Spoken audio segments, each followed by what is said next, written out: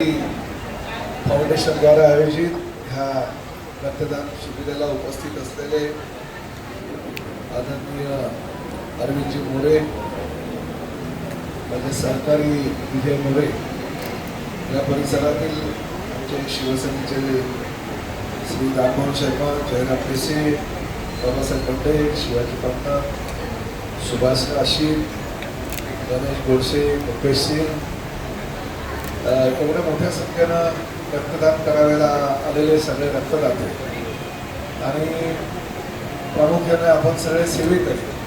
सर्वप्रथम मी आमच्या सगळ्या सेवेकऱ्यांचं मनापासून अभिनंदन करतो आणि कौतुक करतो. कारण विजय मोरे आणि माझा तसा फार जुना संबंध असल्याकारणानं मला कल्पना नव्हती की विजयचे वडील या मीराभाईकरचं सगळं निरंकार सेवा समितीचं सगळं काही कारभार सांभाळतात. आणि अचानक गेल्या वर्षी विजयने मला सांगितलं की माताजी येणार आहेत आणि आम्हाला एका मैदानाची गरज आहे. मला कल्पना आहे की पूर्ण मुंबई, ठाणे आणि आसपासच्या परिसरातून फार मोठे अनुयायी येत असल्याकारणानं लाखोंच्या संख्येनं अनुयायी आल्यानंतर आपल्याला सगळी व्यवस्था ही करावी लागणार आहे आणि कुठे ट्रॅफिक जाम किंवा इतर काही गोष्टी होता कामा नये. चांगलं मैदान आपल्याला हवं. आम्ही एका मैदानासाठी अर्ज केलेला आहे आणि मी ताबडतोब तो जो जमीन मालक आहे त्याला फोन करून सांगितलं की बाबा आमच्या मीराभाईकरचा कार्यक्रम आहे, माझ्या मतदारसंघात होणार आहे आणि अतिशय शिस्तबद्ध रीतीने जाणारा हा अनुयायी वर्ग असल्याकारणानं तुम्ही त्यांना जागा द्या. त्यांनी जागा तर दिलीच, परंतु त्यानंतर JP इन्फ्राच्या इकडनं एंट्री वगैरेची पाहिजे होती आपल्याला, त्यासाठी सुद्धा व्यवस्थित जागा करून दिली. त्यानंतर ट्रॅफिक होऊ नये म्हणून काही गोष्टीची जबाबदारी सुद्धा आपण सगळ्यांनी घेतली. परंतु मी स्वतः त्या ठिकाणी आलो होतो, माताजींचा आशीर्वाद घेतला, माझी ओळखही करून देण्यात आली आणि त्यावेळेस मी आमदार म्हणून आलो होतो. मला कल्पना नव्हती की मी ज्यावेळेस पुढल्या निरंकारी या कार्यक्रमाला जेव्हा येईल तेव्हा मी मंत्री असेल असं वाटलं नव्हतं. परंतु कदाचित आपल्या कार्यक्रमाला उपस्थित झाल्यानंतर मला आशीर्वाद मिळाला असेल आपल्या सगळ्या लोकांचा.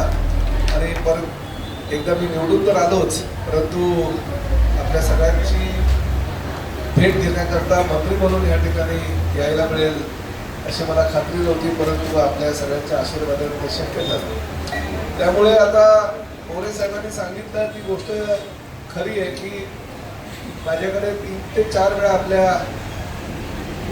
जी लोक अनुयायी आहेत माझ्याकडे आले होते आणि त्यांनी ती हॉलची मागणी केली होती शाळेमध्ये. मी आयुक्तांशी 2 ते 3 वेळा बोललो, परंतु आयुक्तांनी मला सांगितलं की साहेब एका संस्थेला कुठलाही दिलं तर आपल्याला सगळ्या संस्थांना द्यावं लागेल आणि त्यामुळे शिक्षणाच्या इतर काही गोष्टींवर त्याचा फार मोठ्या प्रमाणात परिणाम होतो. त्यामुळे आम्ही निर्णय घेतला की कोणालाही शाळा द्यायची नाही. त्यामुळे ते तुम्हाला त्रास तो झाला, परंतु ह्या जागेवर तुम्ही आठवड्यातून 2 वेळा चालू केलं. आणि मी खास ह्या रक्तदान शिबिराला आज येण्याचं कारण असं आहे की तुम्हाला ही गोष्ट सांगायची आहे मला की आपण जरी आज मागणी केली असेल तरी ह्या प्रभाग क्रमांक 14 आणि प्रामुख्याने काशीमीरामध्ये ज्या पद्धतीनं लोकवस्ती दिवसेंदिवस वाढते तो विचार करता की ह्याच ठिकाणी महानगरपालिकेचं बाकीचं बाजूचं जे उद्यान आहे ते उद्यान वगैरे डेव्हलप करून 4 माळ्याचा AC हॉल असावा असा प्रस्ताव आयुक्तांना. आणि निधीची जर काय काळजी करायची गरज नाही. आपण शासनाकडे आता तर काय मंत्री आधीपर्यंत आमदार होतो तेव्हा एवढा निधी घेऊन आलो होतो, त्यामुळे आता मंत्री झाल्यानंतर निधीची काही कमतरता भासणार नाही आणि आपण चांगला एक ग्राउंड प्लस 4चा हॉल करू आणि त्या ग्राउंड प्लस 4मध्ये 1 माळा निश्चितपणे आपल्या सगळ्या अनुयायांना कसा मिळेल महापालिकेच्या वतीनं याचं आपण काळजी घेऊ. कारण शेवटी आपल्या परिसरातील कामकाज बघत असताना ह्या परिसरामध्ये इतरही काही लोक आहेत, त्यांच्याही काही मागण्या आहेत. आमच्या जयराम पेसे, राममोहन किंवा बंडे वगैरे आपले हे या भागातले प्रमुख पदाधिकारी त्यांनीही सांगितलं की साहेब ह्या समाजाला आपल्याला काही कार्यक्रम असेल तर हा एकच हॉल, आसपासच्या परिसरामध्ये रेहमान डायरेक्ट तुम्ही लता मंगेशकर नाट्यगृह निर्माण केलेलं त्या ठिकाणी आम्हाला जावं लागतं. त्यामुळे ह्या ठिकाणी एक अद्ययावत अशी ग्राउंड प्लस 4ची इमारत जर आपण बनवली तर सगळ्या समाज बांधवांना वेगवेगळ्या कार्यक्रमाला त्याचा फायदा आपल्याला देता येईल आणि लोकांची कामं होतील.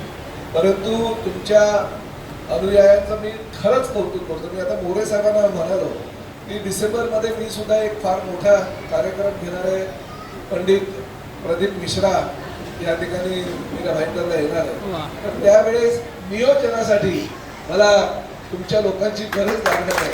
कारण तो 5 दिवसाचा सत्संग होईल.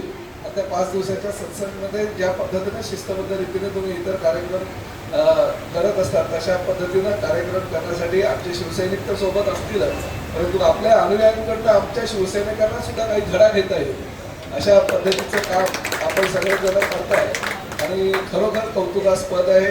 या सगळ्या गोष्टी शिस्त कुणाकडनं शिकावी तर शिस्त तुमच्या लोकांकडनं शिकावी असं मी माझ्या शिवसैनिकांना हे नेहमी सांगेल. परत एकदा आपल्या सगळ्यांना येणाऱ्या दिवाळीच्या खूप खूप शुभेच्छा. मला तर माझ्या मनामध्ये हा विचार होता की आता मी मराठवाड्याचा पालक होतो आणि अतिशय दारुण अवस्था झाली आहे मराठवाड्याच्या, प्रामुख्यानं भूम, परांडा, कळंब आणि आसपासच्या परिसरामध्ये धाराशिव जिल्ह्यामध्ये अतिशय वाईट आमच्या शेतकऱ्यांची अवस्था झाली. इथे यावर्षी ठरवलं की आजची दिवाळी सर्वांक परिवार आम्ही दिवाळी साजरी दरवर्षी आमच्या घरामध्ये करत असतो, पण त्या पूरग्रस्तांबरोबर त्या शेतकऱ्यांबरोबर दिवाळी साजरा करणं आजच्या तारखेला फार महत्त्वाचा गरजेचं आहे.